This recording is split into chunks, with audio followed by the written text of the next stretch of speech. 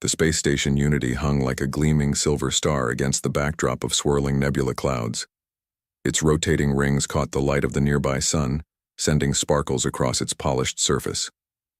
Every 100 years, the Galactic Council chose this neutral location for their military showcase, where the greatest powers in known space displayed their might. Today marked a special occasion. For the first time in the summit's long history, humans had been invited. "I still think it was a mistake to invite them," grumbled Vex as he adjusted his formal military sash. The tall, thin alien had skin that shifted between shades of blue and gray. His 3 eyes blinked in sequence as he watched ships dock through the observation window. "The council voted," replied Tora, her red-scaled skin catching the light as she shrugged 4 massive shoulders. "Humans have had faster-than-light travel for 30 years now. Rules say any species with FTL capabilities gets an invitation." "Rules can be bent," Vex countered. "What do they have to show us anyway? Their ships are like children's toys compared to ours." Across the gleaming reception hall, 3 other military leaders engaged in similar conversations. Mech, with his insect-like features and clicking mandibles, was explaining to anyone who would listen how his people's ships could outmaneuver any human vessel.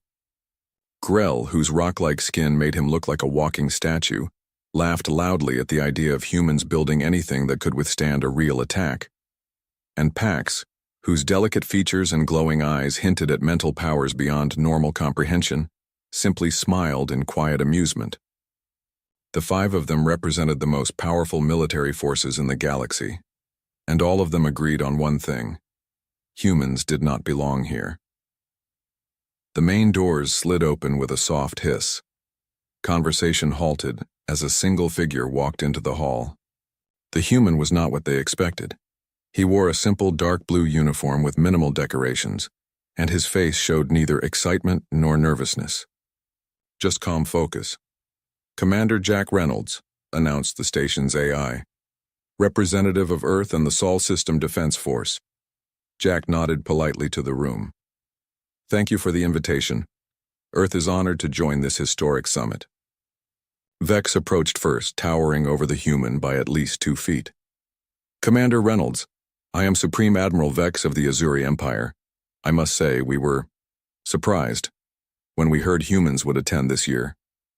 "Good surprises make life interesting, Admiral," Jack replied with a small smile. Tora joined them, her heavy footsteps making the floor vibrate slightly. "Battlemaster Tora of the Krell Dominion. Your species has achieved much in a short time. Human. But this summit showcases the pinnacle of military achievement. I hope you won't feel too overwhelmed." "I appreciate your concern," Jack said, his expression remaining neutral. "I'm here to learn as much as to share." One by one, the other alien leaders introduced themselves, each greeting containing a thinly veiled suggestion that humans were out of their league. Chief Strategist Mech of the Hive Collective, War General Grell of the Stone Confederation, Thought Admiral Pax of the Lumina Concord. Jack greeted each with the same quiet respect, neither boasting nor showing any sign of intimidation. The station's AI chimed again. "All representatives have arrived. Please proceed to the presentation chamber for the opening ceremony." The grand hall had been prepared for the showcase. A massive holographic display dominated the center, currently showing the Unity station with hundreds of ships surrounding it. The alien leaders took their seats at the raised platform, with Jack directed to a smaller chair off to the side. The council mediator, a tall being with silvery skin and no visible face, floated to the center stage. "Welcome to the Centennial Military Showcase." Its voice resonated without seeming to come from any specific location. For 100,000 years, this gathering has maintained peace through the balance of power. Today we welcome our newest, spacefaring neighbors, the humans of Earth. There was polite applause, though Jack noticed several delegations barely participated. "We will begin with presentations from our established powers, followed by our new guests. Admiral Vex, you may begin." Vex stood proudly, activating a control on his wrist. The hologram shifted to show a sleek, dark vessel that seemed to fade in and out of visibility. "The Shadow Strike," he announced, the pride of the Azuri fleet. Its adaptive camouflage can render it completely invisible to all known detection systems. It can enter an enemy system, deploy devastating weapons, and leave without ever being detected. The crowd murmured appreciatively as the hologram showed, the ship demonstrating its cloaking abilities. Our engineers have worked for 2 centuries to perfect this technology, Vex continued, glancing at Jack. The ultimate predator needs no armor when it cannot be seen. Jack watched attentively, occasionally making small notes on a simple pad. Tora went next, displaying a massive dreadnought that dwarfed Vex's ship. The World Breaker, she growled, with pride. The largest battleship ever constructed by the Krell. Its main cannon can crack a planet's crust from orbit. No fleet has ever stood against it and survived. The hologram showed a demonstration where the massive ship fired at an uninhabited moon, breaking it into large chunks. The audience gasped. One by one, the alien commanders presented their vessels. Mech's swarm cloud released thousands of drone fighters that moved in perfect coordination. Grell's Starshield demonstrated shields that repelled even the most powerful weapons in simulated attacks. Pax's Mindweaver showed how it could project fear into enemy crews, causing ships to surrender without firing a shot. After each presentation, eyes turned to Jack, watching for signs of intimidation or awe. He remained attentive, but calm, taking notes and occasionally nodding in appreciation of particularly impressive features. When all 5 had finished, the mediator turned to Jack. Commander Reynolds, the Council now welcomes Earth's presentation. Vex smirked. Yes, human. Show us what your young species has managed to cobble together. The room grew quiet as Jack stood and approached the center platform. Instead of activating the hologram, he simply looked around the room. Thank you for your impressive demonstrations, he said. Earth's contribution to this showcase is still en route. It will arrive tomorrow morning. Murmurs of surprise and some mocking laughter spread through the audience. Your ship is late? Mech asked, mandibles clicking in what seemed like laughter. Not late, Jack replied. Right on schedule. Some things are worth waiting for. Tora leaned forward. Why not just show us holographic data like everyone else? Jack smiled slightly. We prefer real demonstrations over simulations. I hope you'll understand tomorrow. As the session adjourned, the 5 alien commanders gathered, watching Jack leave the chamber. Did you see his face? Vex said. No reaction to our ships. Either humans are too primitive to understand what they saw, or what? Asked Grell. Pax spoke softly, eyes still on the door where Jack had exited. Or they have something they think will impress us, which seems unlikely. We'll see tomorrow, Tora said with a dismissive wave of her hand. Though I suspect we'll all be very underwhelmed. None of them noticed the small smile on Jack's face as he walked down the corridor, or the quiet message he sent from his wrist device. Stage set. Bring her in. 5 aliens boasted about their battleships until they witnessed ours Part 2. The boasts, the evening reception aboard Space Station Unity, glittered with the light of 1,000 stars. Representatives from every corner of the galaxy mingled in the Grand Observation Dome, their diverse forms creating a living tapestry against the backdrop of space. Floating servers carried drinks of every color while diplomats and military officers discussed the day's presentations. Jack Reynolds stood alone by the curved viewport, watching the alien ships that surrounded the station. Each vessel was positioned, to be clearly visible, a floating testament to their creator's pride. Admiring superior technology, human? Jack turned to find Vex approaching, 2 drinks in hand. The Azuri Admiral offered one to Jack, who accepted with a nod. I appreciate good engineering when I see it, Jack replied, taking a small sip. The liquid tasted like cinnamon and something he couldn't name. Your reaction to our presentations was interesting, Vex said, his 3 eyes blinking in sequence. Most newcomers are overwhelmed. Jack smiled. Earth has a saying, never show. Your card's too early in the game. Cards? Game? Vex's translator seemed confused. It means don't reveal your strengths until the right moment.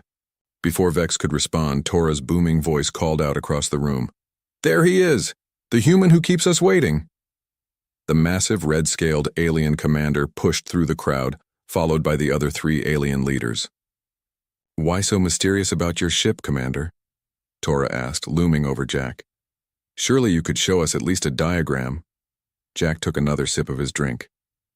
I prefer to let actions speak louder than words. Another Earth saying. Mech's mandibles clicked rapidly, the insectoid alien's equivalent of a chuckle. Perhaps there is nothing to show. Perhaps this is just human... What is your word? Bluffing. That would be unwise, Jack replied, his voice calm but firm. Earth doesn't bluff about military matters. Grell, the stone-skinned commander, rumbled with laughter.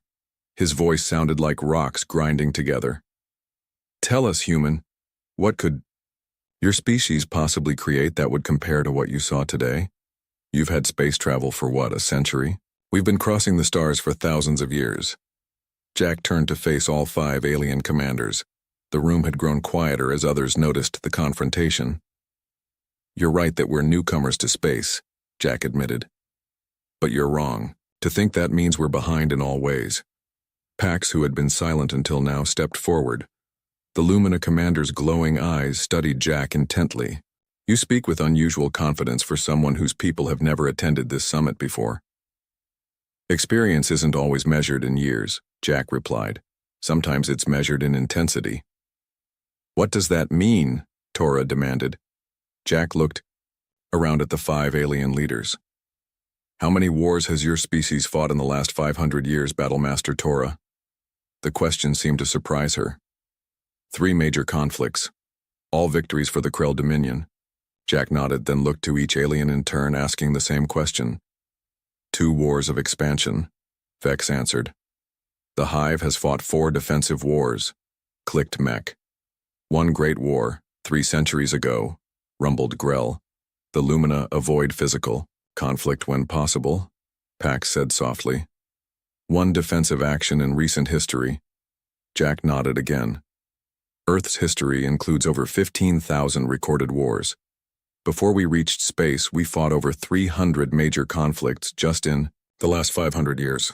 Our most devastating war killed nearly 100 million people in 6 years. The alien commander stared at him in shocked silence. That's barbaric, Vex finally said. That's survival, Jack corrected. We learned to build better weapons because we had to. We perfected military technology because failure meant extinction. You're proud of this violent history? Pax asked, her glowing eyes dimming slightly. Not proud, Jack said, his expression serious. But we don't deny what it taught us. While your civilizations were enjoying peace among the stars, we were testing weapons against each other that could level cities in seconds. An uncomfortable silence fell over the group. Other guests had stopped their conversations to listen. Tora broke the tension with a forced laugh. Big talk from a small species. Tomorrow, we'll see if there's any truth to it. Indeed we will, Jack replied. The reception continued, but the 5 alien commanders kept their distance from Jack for the rest of the evening. They gathered instead at the far side of the dome, speaking in low voices. Do you believe what he said? Mech asked. 15,000 wars? Impossible, Grell rumbled. No species could survive that much conflict, unless they became very, very good at warfare, Vex pointed out. Tora shook her massive head. Talk is easy. Tomorrow we'll see this supposed human warship. I expect to be underwhelmed. I'm not so certain, Pax said quietly. I sense no deception. From him, only anticipation. Across the room, Jack caught fragments of their conversation with his enhanced hearing. The slight smile that touched his lips went unnoticed as he turned back to the viewport, his eyes finding a particular spot in the distant darkness of space. Morning came to Space Station Unity as its rotation brought the main habitation ring into the light of the system's sun. Jack stood in his quarters, straightening his uniform before a mirror. His communication device chimed softly. Reynolds here. Commander, this is Captain Lin. We're ready when you are. Perfect timing. Hold. Position just outside sensor range until I give the signal. Understood, sir. The crew is looking forward to the reveal. Jack smiled. So am I, Captain. Reynolds out. When Jack arrived at the presentation chamber, he found all 5 alien commanders already there, along with most of the summit attendees. The room buzzed with speculation about the human ship. Commander Reynolds, the mediator's voice echoed. The Council is eager to see Earth's contribution to this summit. Jack took his place at the center platform. Thank you, mediator. Earth is honored to present our vessel today. He activated his wrist device, and the large hologram display in the center of the room came to life. At first it showed only empty space near the station. Where is it? Someone called out. Jack tapped his device again. Captain Lin, you may bring her in now. The hologram shifted to show a different area of space. At first, nothing changed. Then, sensors picked up something entering the system. The display automatically adjusted to track the object. What is that? Vex asked, leaning forward. The object grew larger on the display as the station's sensors calculated its distance and size, then recalculated again. A murmur of disbelief spread through the crowd. That can't be right, Tora said, staring at the size readings. The sensors must be malfunctioning. The sensors are working perfectly, Jack replied calmly as the object drew closer. Its true form became visible. It was a ship, but unlike any the aliens had seen before. Dark, angular, and massive beyond comprehension. The station's holographic display struggled to fit the entire vessel in view. I present to you, Jack announced, the HSS Leviathan, a mid-sized vessel in Earth's deep space fleet. The room erupted in shocked exclamations. The 5 alien commanders stood frozen, staring at the impossible ship that made their prized vessels look like toys in comparison. Vex was the first to find his voice. Mid-sized? He asked weakly. Jack nodded. Yes, Admiral. We have smaller, and we have larger. The human allowed himself a small smile as the Leviathan continued its approach, casting a shadow across the assembled fleet of alien ships. The boasting had ended. Now the real demonstration would begin. 5 aliens boasted about their battleships until they witnessed ours Part 3. The revelation, the presentation chamber of Space Station Unity had fallen into stunned silence. On the massive holographic display, the HSS Leviathan continued its approach, each new detail of the human battleship becoming clearer as it neared. The ship was unlike anything the gathered aliens had ever seen. While their vessels followed the elegant curved designs preferred by most spacefaring races, the Leviathan was all hard angles and flat planes. Its dark hull seemed to swallow light rather than reflect it. Most shocking was its size. Initial readings suggested it was nearly 5 times larger than Tora's Worldbreaker, previously considered the largest warship in the galaxy. This is impossible, Vex finally said, breaking the silence. His blue-gray skin had paled considerably. No, species builds ships this size. The resources required, the engineering challenges, all solved, Jack replied calmly. The Leviathan was built inside Jupiter's orbit using materials harvested from the asteroid belt. It took our shipyards 3 years to complete. 3 years? Mech's mandibles clicked rapidly in agitation. The swarm cloud took 20 years to design and build, Jack nodded. We work quickly when necessary. Tora stepped closer to the hologram, her red scales gleaming as she studied the human ship with newfound respect. What are its weapons systems? Before Jack could answer, an alarm sounded throughout the station. The mediator floated forward, its silvery form rippling with concern. Unauthorized weapon activation detected, it announced. Multiple ships are powering up defensive systems. On secondary displays around the room, the gathered aliens could see their own vessels moving into defensive positions, shields activating and weapons coming online. Stand down, Grell ordered into his communication device. This is not an attack. The same is happening with my ships, Vex said, his 3 eyes blinking rapidly as he received updates. The automated defense protocols have activated. They've identified the human vessel as a potential planet-killer class threat. More alarms joined the first as the station itself began emergency procedures, blast doors sealed, and non-essential systems shut down. Station Unity is now at Defense Level 1, announced the station's AI. All non-military personnel please proceed to emergency shelters. Pax turned to Jack, her glowing eyes intense. Your ship has triggered every defense system in the sector. What exactly have you brought here? Jack remained remarkably calm amid the chaos. Exactly what I said. A mid-sized battleship. I apologize for the alarm. The Leviathan's passive signature must be stronger than we anticipated. He tapped his wrist device.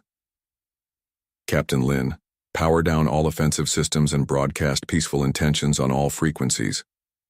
The voice that replied was clear and professional. Already done, Commander. We're showing full transparency to the station and all vessels. No weapons hot, shields at minimum. Slowly, the alarms quieted. The 5 alien commanders huddled together, speaking in urgent tones as they communicated with their respective ships. Jack turned to the mediator. With your permission, I'd like to invite the 5 commanders aboard the Leviathan for a tour. It might help ease concerns.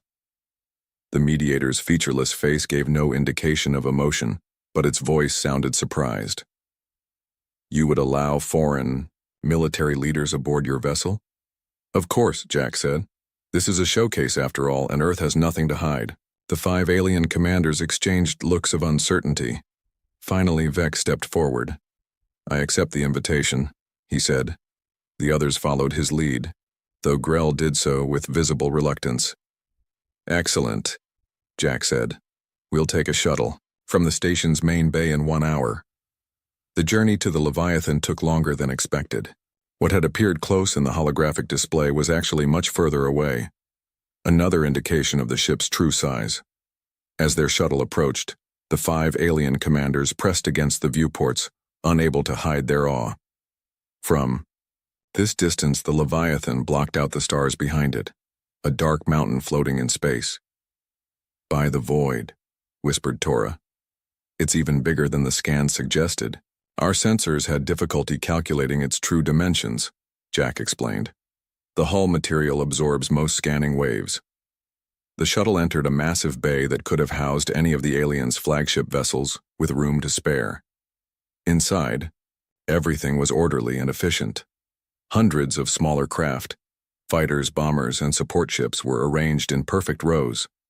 Crew members in dark uniforms moved with purpose, barely glancing at the arriving shuttle. When they disembarked, a woman in a captain's uniform was waiting. Welcome aboard the Leviathan, she said with a crisp salute. I'm Captain Lin. Commander Reynolds has arranged a complete tour of our vessel. How many crew members does this ship require? Asked Mech, watching the humans moving about the bay, the Combiu. Leviathan operates with a standard complement of 15,000 personnel, Captain Lin replied, though it can function with as few as 500 in emergency situations.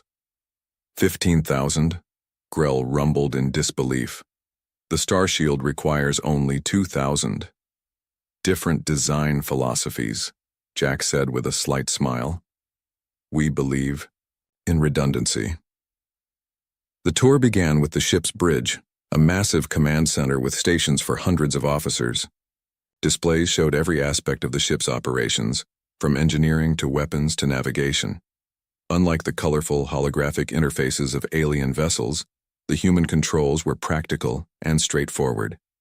Your technology seems less advanced than I expected, Vex observed, studying a navigation console. We favor reliability over flash, Captain Lin replied. Every system has at least 3 backups. Nothing fails completely. As they moved deeper into the ship, the alien commanders saw crew quarters, medical facilities, and recreational areas, all suggesting the Leviathan was designed for long deployments. This ship could remain operational for years without resupply, Pax noted. 5 years is the standard deployment, Jack confirmed. Though we've never tested the full duration, the engineering section revealed massive fusion reactors that powered the vessel. Chief Engineer Park, a stocky man with calloused hands, explained the basics. 6 primary reactors, 12 secondaries, he said proudly. Enough power to run a small moon colony. But it was the weapons control center that finally silenced all doubts. Row after row of weapons officers monitored systems that made the aliens' most destructive technologies look primitive by comparison.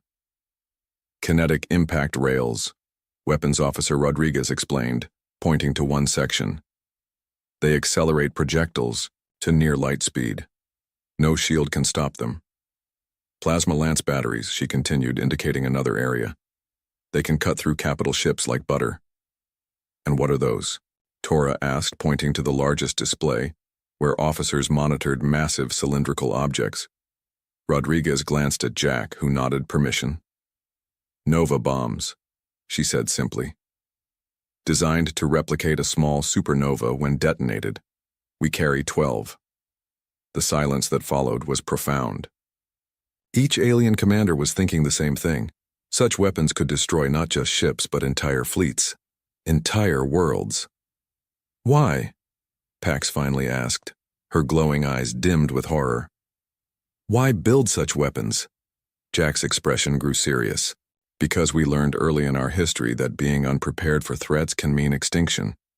We built the Leviathan and ships like it, not because we want war, but because we never want to face an enemy we cannot defeat. As they returned to the shuttle bay, the 5 alien commanders were subdued. Their earlier boastings seemed hollow now, their prized warships suddenly inadequate. There's one more thing you should know, Jack said as they prepared to return to the station. The Leviathan is one of 30 similar vessels in Earth's fleet. Vex's 3 eyes widened in shock. 30? Jack nodded. Humanity takes defense seriously, very seriously. As their shuttle departed the massive ship, the 5 commanders looked back at the Leviathan with new understanding. They had come to HFY, the summit, to showcase their military might, only to discover a species whose capacity for warfare exceeded anything they had imagined. The boasting had ended. In its place was something new, respect, tinged with fear. 5 aliens boasted about their battleships, until they witnessed ours Part 4, the demonstration. The 5 alien commanders returned to Space Station Unity in silence, each lost in their own thoughts about what they had witnessed aboard the human battleship. The shuttle docked smoothly, and as they exited into the station's main bay, they found a crowd waiting. Word of the Leviathan had spread quickly throughout the station. Well? Asked an eager Azuri officer as Vex emerged. Is it really as big as the sensors say? Bigger, Vex replied quietly. Much bigger. The commanders were quickly surrounded by officers from their respective fleets, all demanding details about the human vessel. Jack stood back, watching the animated conversations with a small smile. The mediator floated toward him, its silvery form reflecting the lights of the bay. Commander Reynolds, the Council requests a formal demonstration of your vessel's capabilities. Jack nodded. The Leviathan is prepared for a full demonstration. We'll need a suitable location away from the station. The outer system has a debris field from a destroyed moon, the mediator suggested. It would provide adequate targets without endangering any inhabited areas. Perfect, Jack agreed. We can begin in 2 hours. News of the upcoming demonstration spread quickly. The station's observation dome filled beyond capacity as representatives from every species gathered to watch. The 5 commanders stood at the front, their earlier confidence replaced by curious anticipation. Jack stood beside the holographic display controls, coordinating with Captain Lin. We're in position, Commander, Lin's voice reported. Targeting. Systems locked on the debris field, awaiting your command. Jack turned to the gathered audience. Today, the HSS Leviathan will demonstrate 5 key capabilities that represent the foundation of Earth's defense doctrine. He nodded to the 5 alien commanders. Each capability corresponds to the specialties your own vessels presented yesterday. We believe in learning from our galactic neighbors. Vex's eyes narrowed slightly. Had the humans somehow stolen their technology? Jack activated the display. The Leviathan appeared, positioned at the edge of a vast field of rocky debris, ranging from small asteroid-sized chunks to massive sections of what had once been a moon. First demonstration, stealth capabilities, Jack announced, looking directly at Vex. Admiral Vex's Shadow Strike impressed us with its adaptive camouflage. The Leviathan uses a different approach. On the display, the massive human battleship seemed to shimmer for a moment. Then, impossibly, it disappeared. Where did it go? Someone in the crowd asked. The Leviathan is now operating under full stealth protocols, Jack explained. It uses a multi-phase approach that combines light bending, technology, sensor dampening fields, and quantum phase shifting. Vex leaned forward, his three eyes scanning the display for any trace of the human ship. Our sensors can detect any cloaked vessel, he said, activating his own device to scan the area. Try to find us, Jack invited. After several minutes of increasingly frustrated attempts, Vex looked up. Nothing, he admitted. Not even a heat signature. Jack tapped his wrist device. Phase 1 complete, Captain. Proceed to Phase 2. The Leviathan reappeared suddenly, but in a completely different position than before. The ship didn't just cloak, Jack explained.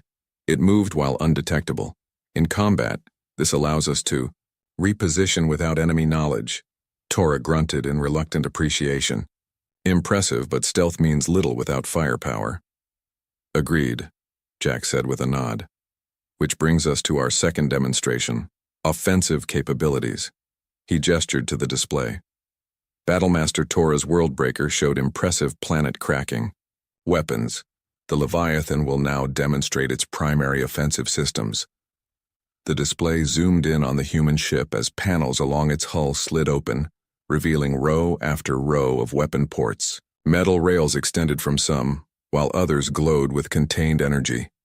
Target acquired, came Captain Lin's voice. Kinetic rail system engaged.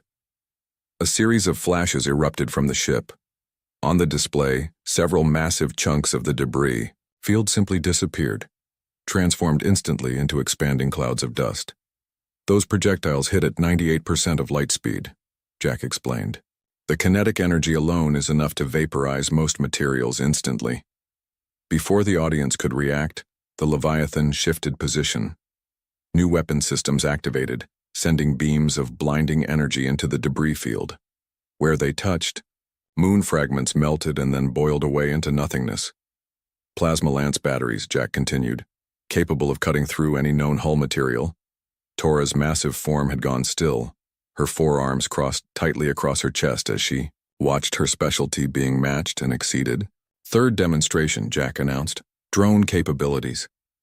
Mech's mandibles clicked nervously as the human ship's massive bay doors opened. What emerged was beyond anything the insectoid commander had imagined. Not hundreds, but thousands of small craft poured from the Leviathan, each moving independently yet in perfect coordination with the others. Our autonomous combat drones are AI-controlled, Jack explained. Each operates with tactical independence but strategic coordination. The swarm of drones flowed like water through the debris field, navigating complex paths at incredible speeds. When they attacked, they did so with precision that left mechs speechless. The smallest fragments of the destroyed moon were targeted and eliminated with surgical accuracy. The Leviathan carries 10,000 combat drones, Jack added. This is approximately 20% of its full capacity. Mech's exoskeleton seemed to pale. The swarm cloud, his pride and joy, carried only 2,000 drones. Fourth demonstration. Defensive systems, Jack continued, nodding to Grell.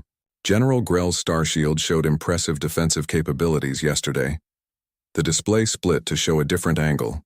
The Leviathan recalled its drones and positioned itself before a particularly massive chunk of the destroyed moon, easily, the size of a small asteroid. Captain Lin will now demonstrate our multi-layer defense grid, Jack said. On the display, the rocky mass accelerated toward the human ship, pushed by hidden engines that had been placed earlier. Impact in 10 seconds, announced Captain Lin's voice. A shimmer appeared around the Leviathan as its shields activated.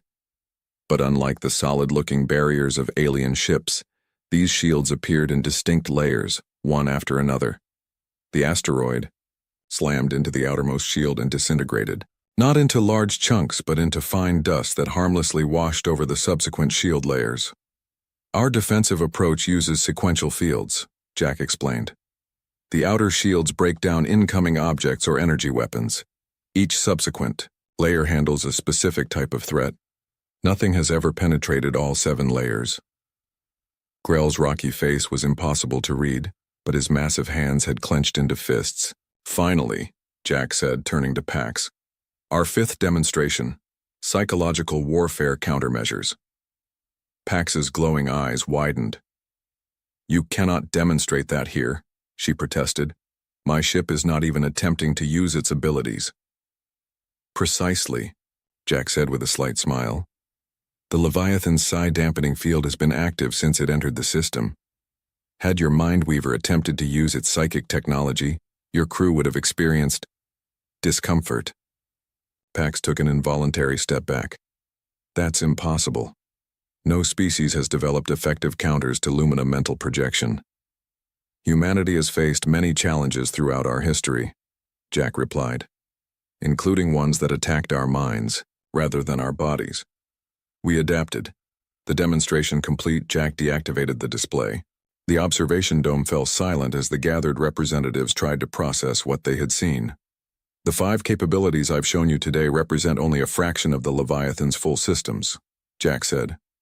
Earth came late to the stars, but we brought with us thousands of years of military innovation.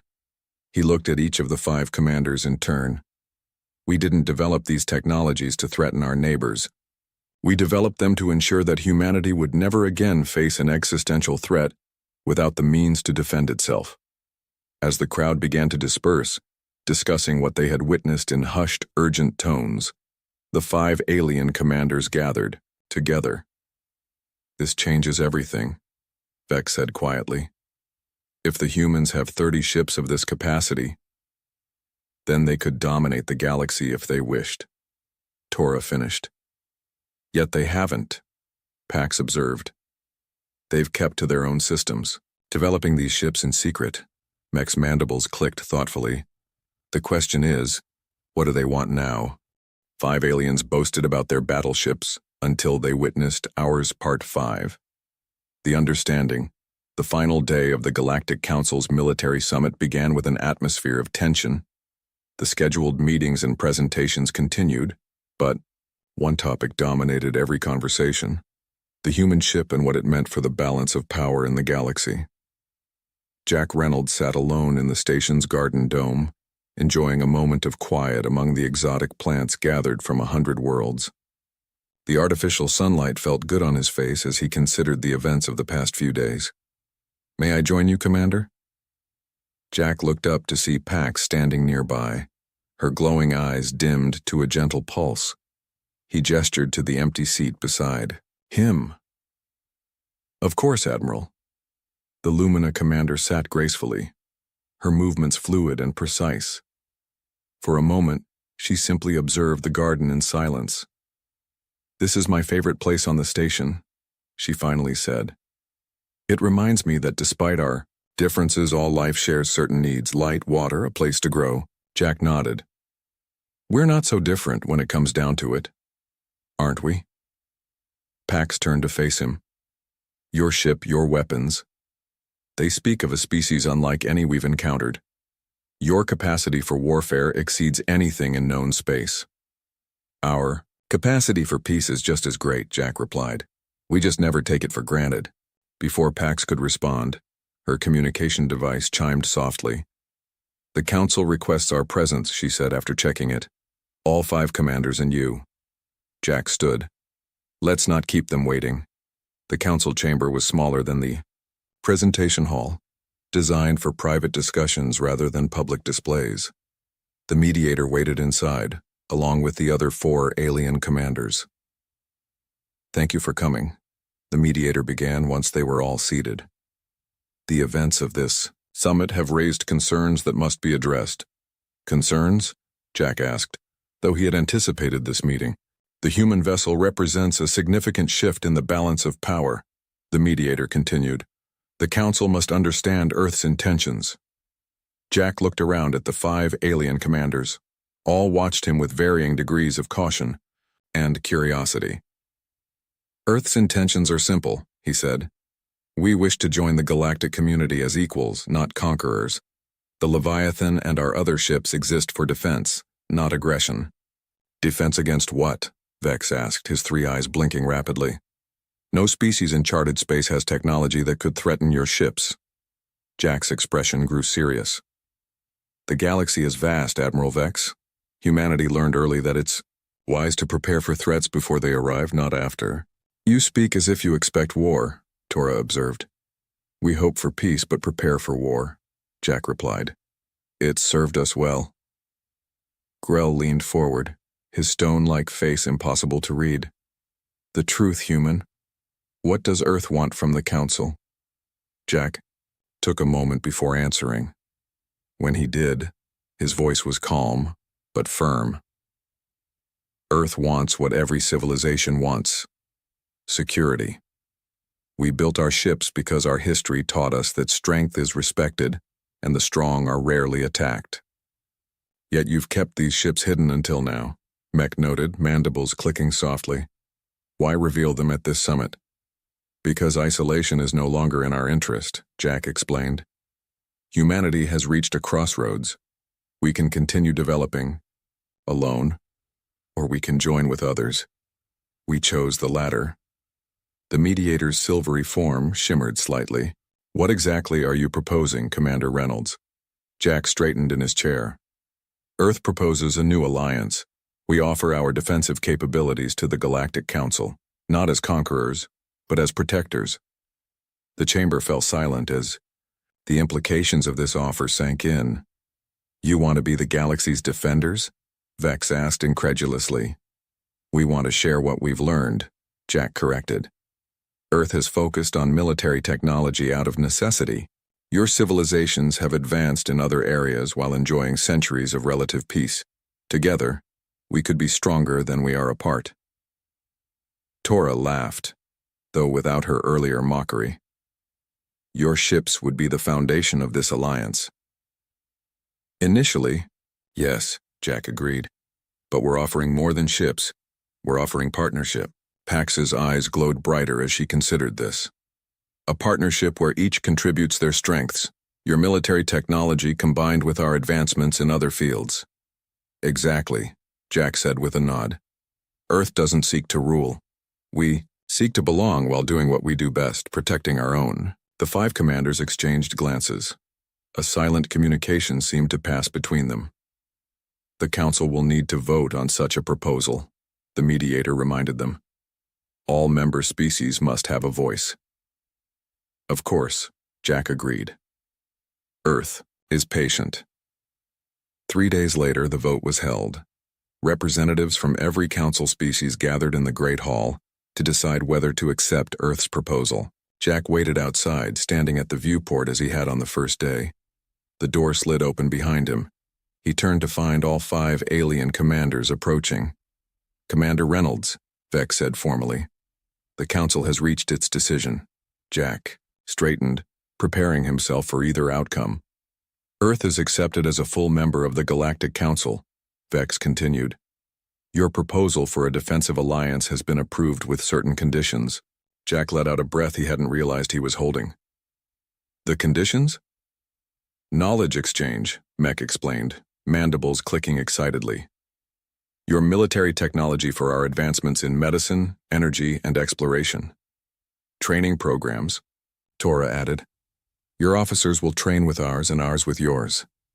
Oversight committees, Grell rumbled, to ensure the alliance serves all equally. And cultural exchange, Pax finished, her eyes glowing warmly. To build understanding beyond military cooperation. Jack smiled. Earth accepts these conditions, then it is settled, the mediator announced, floating into the corridor to join them. The Galactic Defense Alliance is formed, with Earth as a founding member. As they walked together toward the Great Hall where the other representatives waited, Vex moved beside Jack. I must ask, Commander, the Azuri Admiral said quietly. Were you confident the Council would accept? Jack smiled slightly. I was hopeful. Humanity has learned that the best way to avoid war is to make the cost too high for potential enemies. The same principle applies here. The alliance benefits everyone. Because your ships will protect Council space, Vex observed, and because your civilizations will help humanity grow beyond warfare, Jack countered. We've spent millennia perfecting the art of battle. Now we can learn the art of lasting peace. As they entered the Great Hall, the gathered representatives rose in acknowledgement. The 5 alien commanders who had once boasted of their battleships now stood alongside the human whose ship had humbled them all, yet there was no resentment in their posture, no bitterness in their eyes. Instead, there was something new: respect, acceptance, and perhaps even a touch of gratitude. The galaxy was changing. The species that had come late to the stars had brought with them something unexpected, not just unmatched weapons, but a perspective forged in fire and tempered by hard-won wisdom. That evening, as the Leviathan prepared to depart for Earth, with news of the Alliance, Jack stood once more in Unity's observation dome. The 5 commanders joined him, watching as their own vessels moved into formation around the human battleship, not in challenge, but in escort. To think, Tora said with a rumbling laugh, we once boasted about our ships. Your ships are still impressive, Jack assured her. They're simply different. Different, Pax repeated thoughtfully. Perhaps that is what makes this alliance valuable. Not sameness, but difference, each contributing what others cannot. As they watched their ships move together through space, the 5 alien commanders and the humans stood not as rivals but as allies. The boasting was over. Understanding had taken its place. And somewhere in the vast darkness beyond, whatever unknown threats might exist would soon learn that the galaxy was now defended by both the wisdom of ancient civilizations and the fierce determination of its newest member. Humanity had arrived among the stars, not as conquerors, not as subjects, but as guardians.